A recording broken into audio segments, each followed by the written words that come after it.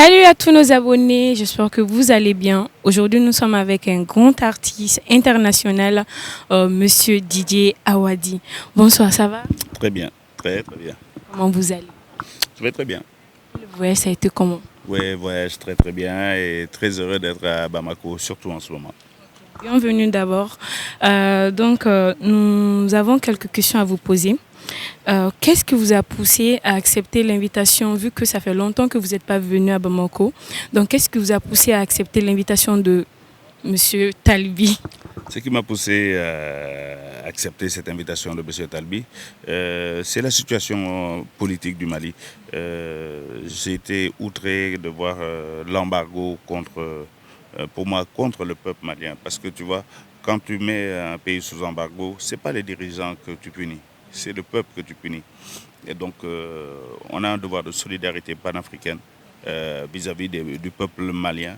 Et donc, c'est pour justement dire que voilà, chaque fois que le peuple malien sera debout, eh bien, des gens comme nous aussi, on sera debout à ses côtés. Et quand c'est agréable, on doit être là, mais quand aussi c'est compliqué, on doit être aux côtés du peuple malien. Donc, ce festival, déjà pour moi, le fait d'exister en ce moment est une preuve de résilience, c'est une preuve de résistance, c'est encore une preuve que le Mali sait rester debout dans n'importe quelle situation. Donc, Talbi a fait son festival en ce moment. Le hip-hop reste debout et je dois être debout aux côtés de mes frères et sœurs du Mali. Nous sommes à la deuxième édition de ce festival. Qu'est-ce que vous pensez de l'initiative de Talbi? Écoute, c'est une super initiative. Hein. Tu sais, j'étais là à la première édition et je vois Talbi grossir, grossir. Et son business aussi, ça prend forme. C'est un entrepreneur, c'est un monsieur qui a une vraie vision. Et je vois ce festival prendre de la dimension. Je suis trop heureux. J'étais là à la première édition. Dieu a fait que je suis là à la deuxième édition. Et il aurait pu dire il y a eu Covid, il aurait pu dire il y a cette situation politique. Donc je laisse tomber. Il dit non, je continue et je me bats. Donc pour ça, on est obligé d'être là à ses côtés, lui dire petit frère, vas-y, fonce, que rien ne t'arrête. Ce festival a pour but de la promotion du rap malien. Qu'est-ce que vous pensez du rap malien en général? Le rap malien, je le suis depuis très longtemps. Je veux dire, les premiers albums de Tata Pan ont été faits avec nous à Dakar. Et quand je vois toutes les générations qui sont passées, j'ai vu les générations avant les Tatapan, j'ai vu les Tatapan, aujourd'hui j'ai vu les générations RR et je vois tous ceux qui sont là aujourd'hui. Écoute, le rap malien est fort, le rap malien remplit les stades, le rap malien est consommé un peu partout, les artistes maliens sont invités un peu partout. Donc le rap malien est une réalité africaine reconnue et célébrée un peu partout. Donc nous on est trop fiers parce qu'on a vu le rap malien se chercher. On a vu le rap malien devenir la réalité panafricaine. Donc c'est juste super fort. Merci. À travers vos musiques, on sent que vous êtes engagé pour l'Afrique. Qu'est-ce que vous pensez? Quel est votre avis? Quelle est votre analyse par rapport à la situation que nos pays africains sont en train de traverser, comme cas de Mali, Burkina et la Guinée? Mali, Burkina, Guinée, tu peux parler des coups d'État? Oui, voilà. Écoute, c'est très difficile à comprendre. En même temps, je peux dire la même chose, je peux dire tout à fait le contraire, je peux dire que c'est facile à comprendre. Mais je pense que je suis venu là pour comprendre.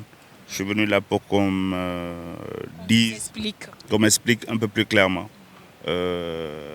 Parce que c'est trop facile de l'extérieur de juger et de dire qu'il faut faire ci et donner des leçons. Je suis venu pour apprendre, pour comprendre. Donc, tenu à être là, à être... Ouais, il faut que je vienne ici pour comprendre. Je ne vais pas rester dehors, qu'on m'explique des choses que les gens n'ont même pas compris eux-mêmes. Donc je suis venu pour ça. Et si je peux aller au Burkina pour comprendre, j'irai. Si je peux aller à Conakry pour comprendre, je le ferai. Mais il y a des signes qui ne mentent pas. Et l'histoire ne ment pas. Si tout ça se passe en même temps un peu partout, il y a quelque chose, c'est sûrement le nom de quelque chose qu'on a besoin de comprendre. Mais voilà, je n'aime pas les coups d'État. Je n'applaudis pas les coups d'État. Mais on doit être aux côtés des peuples. Donc moi, je serai aux côtés de tous les peuples qui souffrent ou qui ont mal quelque part. Mon devoir est d'être là du côté des peuples. Et donc, il faut être là pour apprendre d'abord. Talbi étant un jeune rappeur, il a voulu vraiment promouvoir le rap malien. Quel est votre mot à dire à Talbi?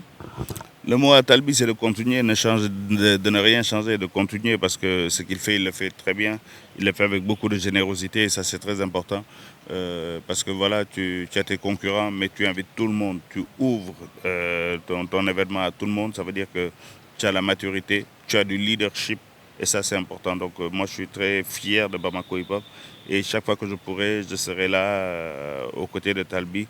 Parce que voilà, il fait partie de nos petits frères dont on est super, super, super fiers quand on voit tout ce qu'il réalise. Et je sais que c'est pas facile, mais il se bat et il lâche rien. Donc on a le devoir de l'accompagner. Toi, étant sénégalais, donc on sent qu'on est tous africains. Donc quel est ton dernier mot à tous les Africains et surtout à tous les Maliens? Non, à tous les Maliens, ce que je peux dire, c'est de rester debout, de rester digne. Et c'est une période qui est un peu compliquée, mais ça va vite passer. Et c'est toujours se rappeler cette phrase que quand le peuple se met debout, l'impérialisme tremble. Donc, merci beaucoup. Merci.